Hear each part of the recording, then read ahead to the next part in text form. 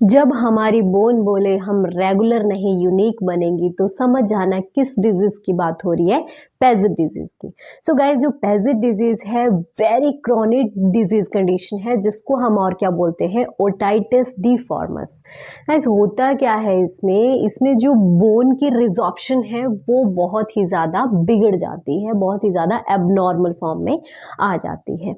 Normally क्या होता है, जो हमारी बोन है उसमें दो एक्टिविटीज़ होती है, एक ऑस्टियोक्लास्ट एंड दूसरी osteoblast.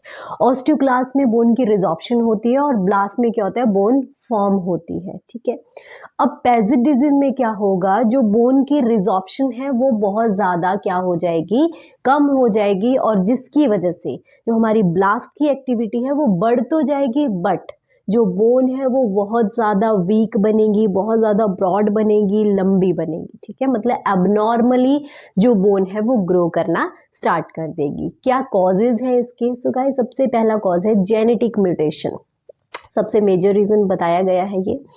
Second, viral infection, for example paramyxovirus इसका कॉज बन सकता है। और तीसरा है कोई एनवायरमेंटल फैक्टर, फॉर एग्जाम्पल किसी को स्मोकिंग की हैबिट है, किसी को अल्कोहल की हैबिट है, ठीक है, तो वो एक कॉज हो सकता है।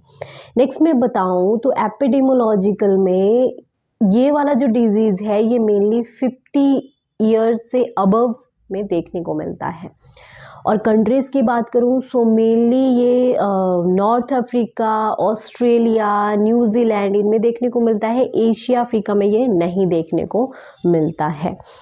नेक्स्ट हम बात करते हैं इसके सिम्टम्स की। सो गाइज, इसमें क्या होता है, जो मोस्ट कॉमन सिम्टम है that is bone pen, bone pen रहेगा।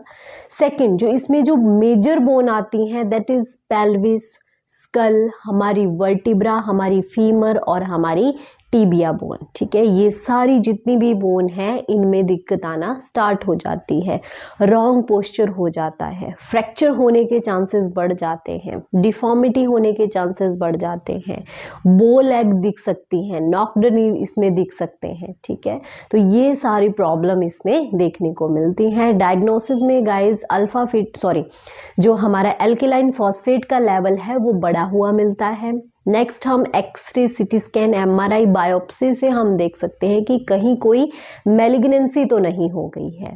ट्रीटमेंट की बात करूं सो गाइस, ट्रीटमेंट में पेन के लिए हम नसेड्स देंगे।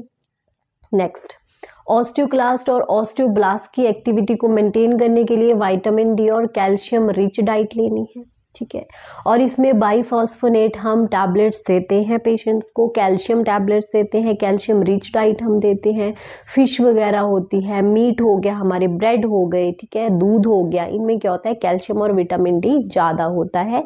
सन के एक्सपोजर में जाना है, और अगर गाइस किसी को फ्रैक्चर है तो उसके लिए हमें क्या करना पड़ेगा, फर्दर ट्रीटमेंट करनी पड़ेगी।